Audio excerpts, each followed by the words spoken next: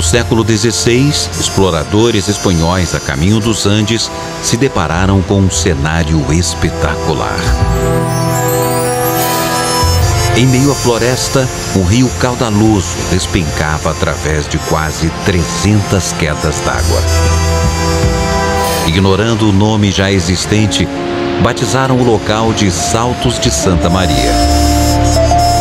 Séculos depois, este nome se perdeu na história. Ficou o anterior, que os povos nativos chamavam simplesmente de Água Grande, ou, na língua deles, Iguaçu. Parque Nacional do Iguaçu, Brasil. Nos siga no canal, inscreva-se no canal, deixe seu like, seu joinha, para que nossa notícia vá mais longe.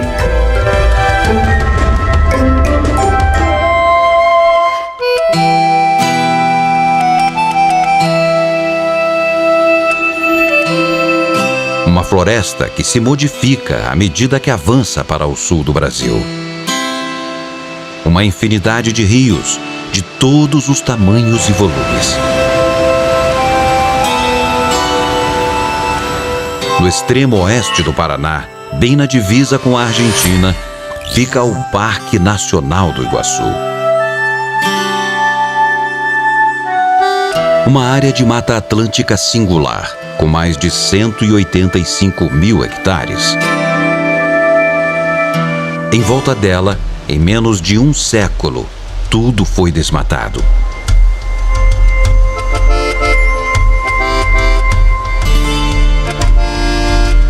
A nossa expedição começou pelo leste da unidade, onde o rio Gonçalves Dias marca os limites do parque.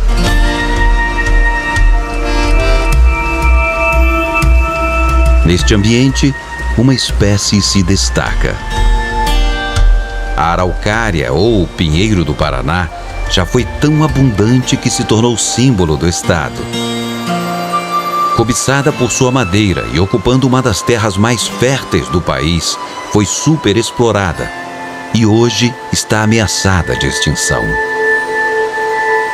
Vivendo sobre a terra há milhões de anos, esta árvore compõe uma floresta atlântica mista, também chamada de mata de pinhais. As árvores adultas seculares chegam a quase 50 metros de altura. No subbosque encontramos plantas bem jovens, revelando a dinâmica da floresta em sua evolução permanente. E observamos outra espécie emblemática. A erva mate faz parte da cultura e da história de vários países da América do Sul e de alguns estados do Brasil.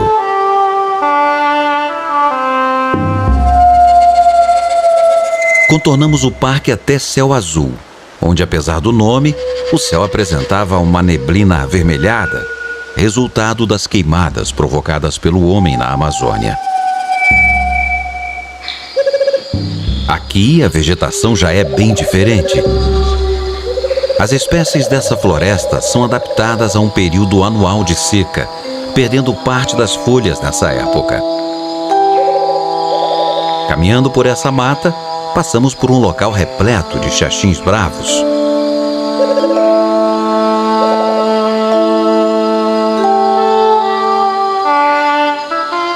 Ali perto, um tucano de bico verde vasculhava a copa de uma árvore à procura de ninhos com ovos ou filhotes de outras aves.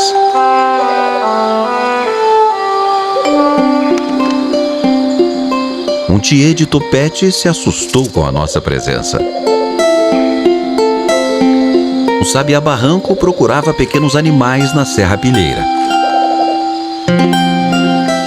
Mais para frente, uma fêmea de surucuá de barriga amarela observava um macho em plena exibição. Ele arrulhava e, com rapidez, levantava e abaixava a cauda.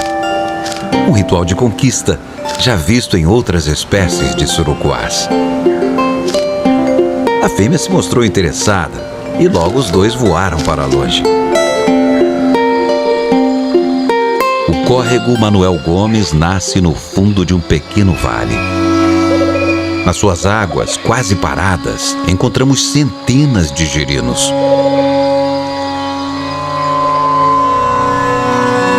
Este curso d'água vai desaguar num dos rios mais protegidos do parque.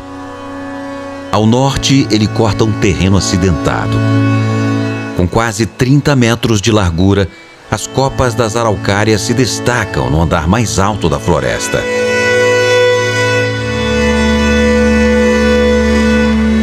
Neste trecho, o rio fica represado e forma o Poção.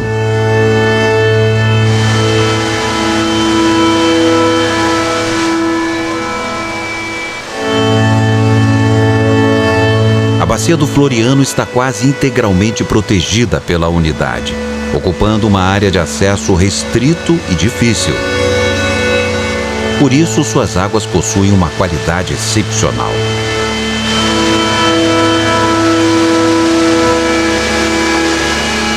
Aqui já não encontramos o pinheiro, e a floresta semidecídua domina o ambiente.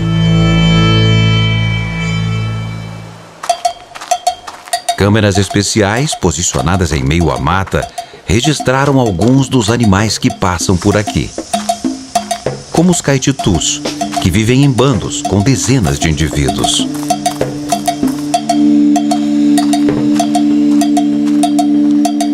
E o solitário tamanduá-bandeira, na sua busca diária por formigas e cupins. Neste ponto, podemos encontrar também várias espécies de felinos, como a onça parda, o gato mourisco e a onça pintada. O parque protege a maior população desse animal na Mata Atlântica.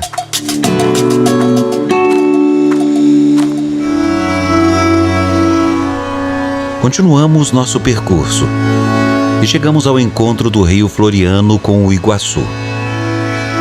Um lugar paradisíaco. Nesse período, as margens ficam expostas e na terra úmida vimos diversas borboletas. Iguaçu abriga centenas de espécies desse inseto que cria espetáculos coloridos. Bem na saída do rio, uma lontra tenta dominar um peixe quase do tamanho dela. O animal capturado se debate e luta pela vida. Mas no fim, as habilidades da lontra prevalecem e o mamífero fica um bom tempo ocupado com a refeição farta.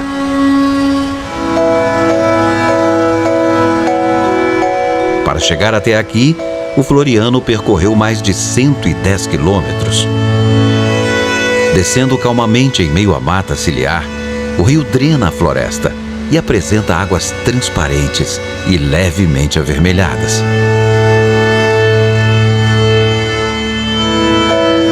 Nos barrancos, vimos diversas trilhas criadas pelos bichos.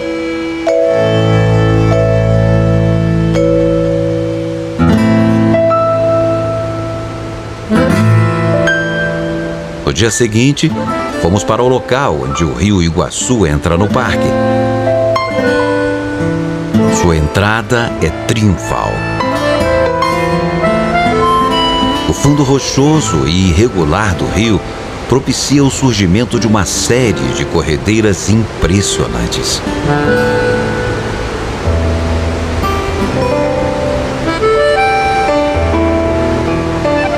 As corredeiras do Faraday se estendem por 2 quilômetros rio abaixo e são de tirar o fôlego. Em meio às águas turbulentas e cristalinas, várias aves se posicionam, aguardando a passagem de peixes.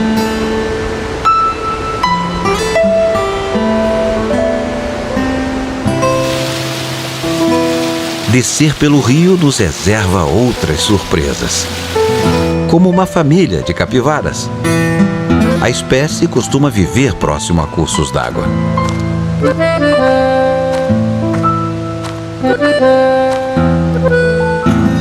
Entramos por uma trilha e nos deparamos com diversas espécies de árvores, que fora daqui são cada vez mais raras. Como a peroba rosa, que pode viver mais de 1000 anos. O jaracatiá é típico dessas matas semidecíduas do Paraná. bem como a canafístula, árvore poderosa encontrada nas matas que acompanham os grandes rios da região. Vimos também o guatambu, também conhecido como pau-marfim, o cedro e o alecrim. Outra espécie encontrada neste trecho é o angico. Sua casca peculiar faz dela uma árvore fácil de ser identificada. É o caso da Maria Preta, outra árvore característica dessas florestas. No caminho, vimos uma figueira mata-pau. Disseminada pelas fezes de morcegos e outros animais que comem seus frutos, essa árvore nasce como hospedeira de outra. Com o tempo, ela cresce e acaba estrangulando a anfitriã.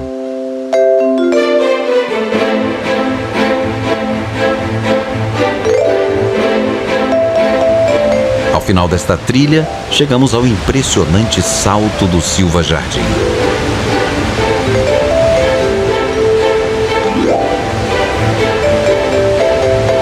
Este rio nasce fora da unidade e atravessa um bom trecho de mata até desaguar no rio Iguaçu com suas águas barrentas. Voltamos observando o subbosque.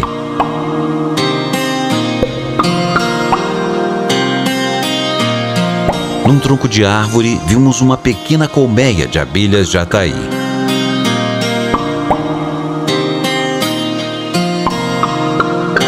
Mais pra frente, um buraco no solo nos deixou intrigados. Parecia uma toca de tatu, mas diante dela encontramos um poleiro todo sujo de barro. Neste momento, vimos a joruva, uma ave que utiliza tocas abandonadas para habitar. E, estrategicamente, mantém sempre o poleiro sem folhas na frente desse lugar. Em outra toca, esta sim habitada por um tatu, câmeras especiais flagraram tanto o dono da construção quanto alguns visitantes inconvenientes.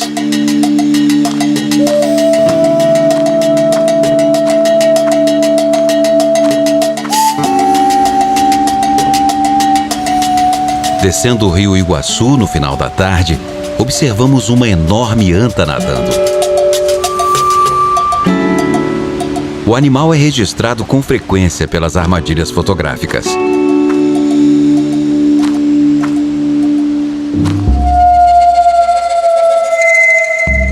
No dia seguinte, passamos por um trecho onde, no passado, havia uma estrada marcada pelo conflito.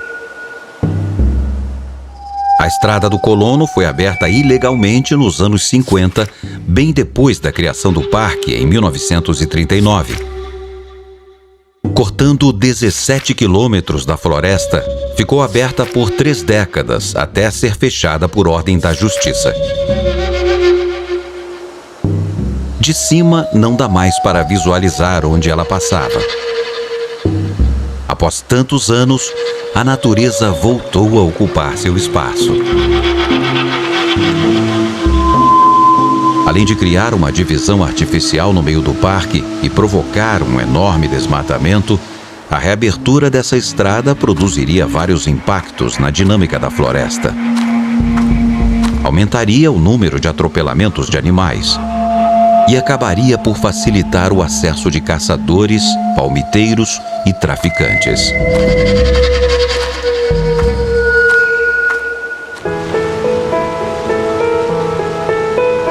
Continuamos a descer o rio e passamos por um bando de biguás, ave aquática que se alimenta exclusivamente de peixe.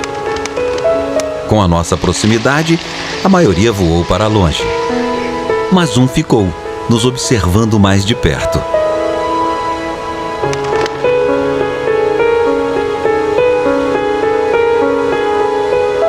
Nos 170 quilômetros do rio Iguaçu, protegidos dentro do parque, existem diversas ilhas. E vemos verdadeiros arquipélagos, como as Ilhas das Taquaras.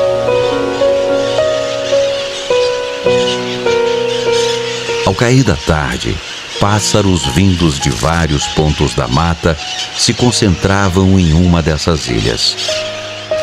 Coberta por um taquaral, é o dormitório dos periquitões Maracanã, que costumam se reunir em grupos grandes e barulhentos para passar a noite com mais segurança.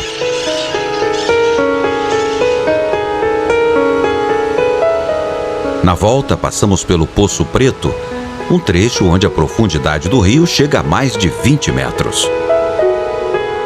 Neste ponto, bem longe das nossas vistas, vive um peixe que muitos julgavam extinto e que só existe neste rio, o surubim do Iguaçu. Grande, pode atingir 70 centímetros de comprimento e pesar até 15 quilos. A pesca excessiva e o represamento do rio colocou em risco a sobrevivência da espécie. Com a proximidade da noite, o céu enevoado ganhou uma estranha tonalidade laranja.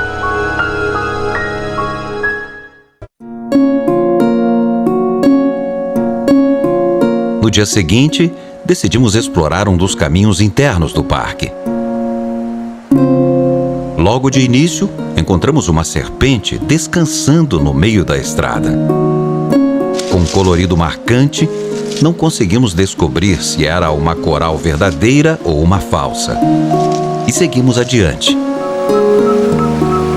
Chegamos até um córrego de águas cristalinas, cercado por uma mata ciliar diferente.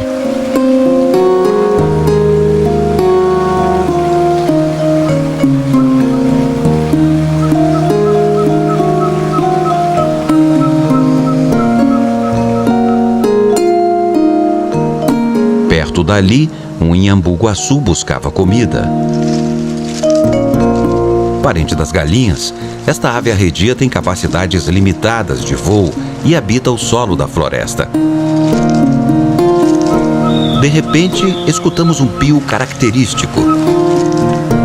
Procurando em volta, avistamos um caburé.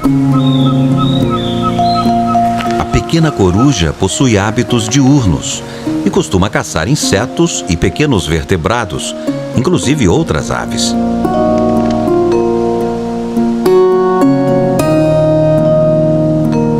Em outra árvore, vimos alguns surucuás variados. Se não fosse o colorido exuberante, este animal tranquilo poderia passar despercebido.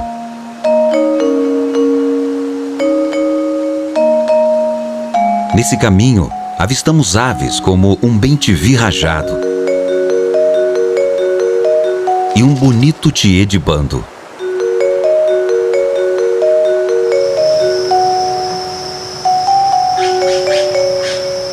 Próximo do rio, a vegetação se modifica novamente.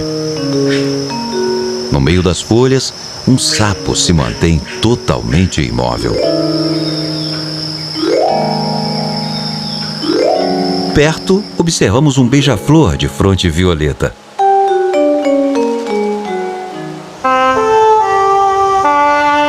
Acompanhando o rio Iguaçu, existem vários alagados, como a Lagoa do Jacaré.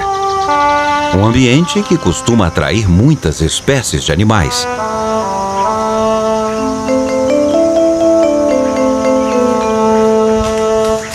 Numa árvore, um bando de guaxes se comunica entre si utilizando sons que formam uma espécie de dialeto compartilhado.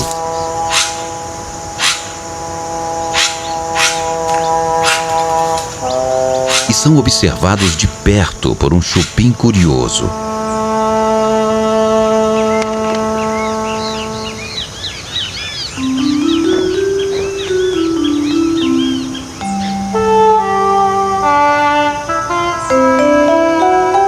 Uma garça branca pequena vasculha a superfície da água atrás de peixes e diversas outras presas. Um martim pescador pequeno aguarda o momento exato para desferir o bote. E é tão rápido que, quando notamos, ele já está de volta ao poleiro com um peixe no bico. Pescando ali perto e utilizando da mesma estratégia, vimos também um martim pescador verde. Um casal de japacanins aproveita a fartura de borboletas.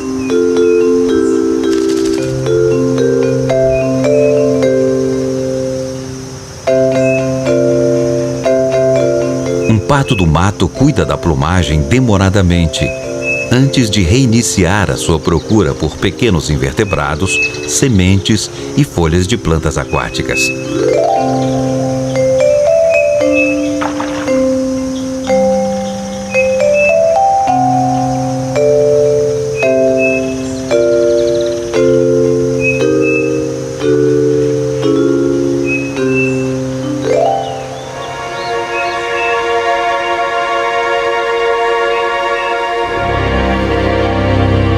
Na lagoa que leva seu nome, nenhum jacaré do papo amarelo foi avistado. Descendo o rio, vimos alguns indivíduos descansando em pedras e na margem. Eles são muito ariscos e mergulham com rapidez ao notarem a nossa aproximação. Retornamos e encontramos outras espécies pelo caminho. Uma maitaca verde descansava numa árvore baixa. Mais à frente, observamos um arapaçu de garganta branca, apreensivo com a nossa presença. Logo chegou outro animal com um inseto no bico. São locais assim que os casais dessa espécie escolhem para fazer ninho. Em vários momentos e horários, vimos veados mateiros de passagem. Mas só conseguimos imagens deles com uma câmera trap. Assim como da Irara, que parece estar sempre apressada. As jaguatiricas já são bem difíceis de serem avistadas sem um artifício como este. As câmeras registraram até um bando de queixadas, animal que ficou quase 20 anos sem ser visto no parque por conta da caça. Seguimos por outro caminho, repleto de árvores frondosas, típicas da floresta semidecídua da Bacia do Paraná. Neste percurso, encontramos um pequeno bando de cutias.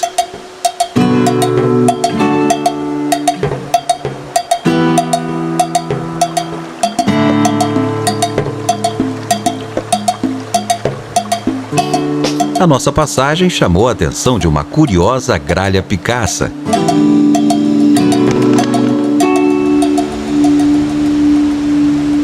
Chegamos à beira do rio. Ali nos deparamos com uma alma de gato. Os saltos da ave entre os galhos talvez explique a origem do seu nome popular.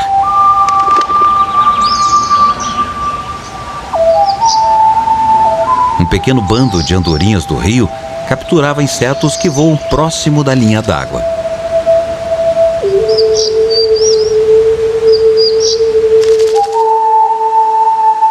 No dia seguinte, seguimos por outra trilha, onde observamos uma bela bromélia.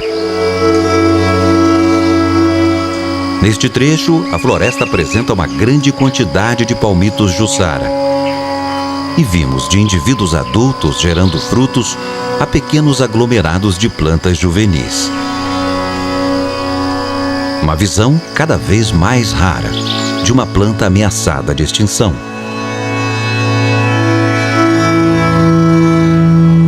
No tronco de uma peroba encontramos várias marcas deixadas por unhas poderosas.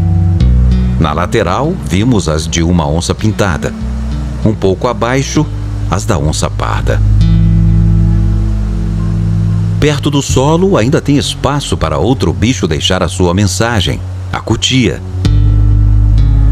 Uma câmera trap colocada em frente a esta árvore registrou a ação de um desses bichos. Imagens como essa trazem uma esperança. Há bem pouco tempo, o maior felino das Américas quase foi extinto por aqui devido à caça. Hoje a população desse animal fantástico se recupera.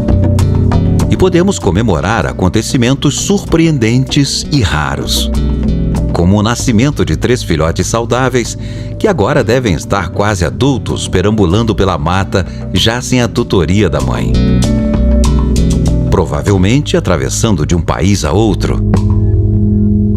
A existência de um parque nacional na Argentina, colado ao Iguaçu, além de um corredor de áreas protegidas, é a principal condição para que este felino emblemático consiga sobreviver aqui e gerar as próximas gerações.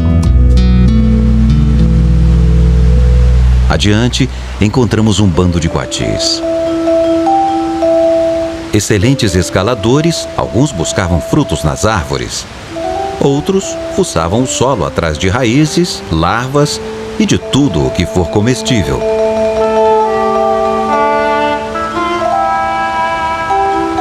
Bem perto dali, outro bando também procurava comida. Os macacos prego usam de toda a sua agilidade para pegar frutos nos lugares mais difíceis.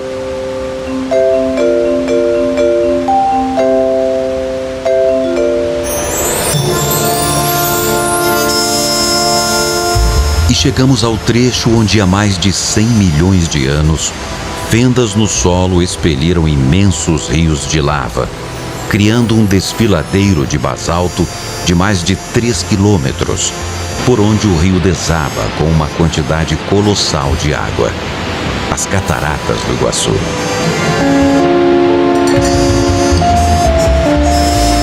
Sem se abalar com a força dessas águas, os taperoçus velhos se refugiam na rocha molhada.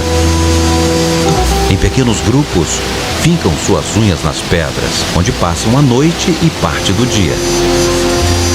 E volta e meia, destemidos e hábeis voadores que são, passam por dentro do paredão de água para ganhar os céus e capturar insetos.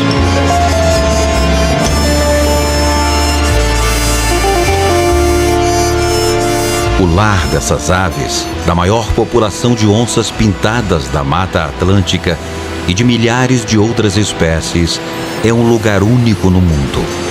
É o que restou de uma enorme floresta que havia antes, e que, se não fossem as cataratas, talvez nem existisse mais. Da mesma forma que toda essa beleza não existiria se um pouco dessa floresta não estivesse protegida. Uma verdadeira maravilha. Tamanha exuberância é também nossa, de todos os brasileiros. Um lugar que só poderia ser considerado patrimônio natural da humanidade.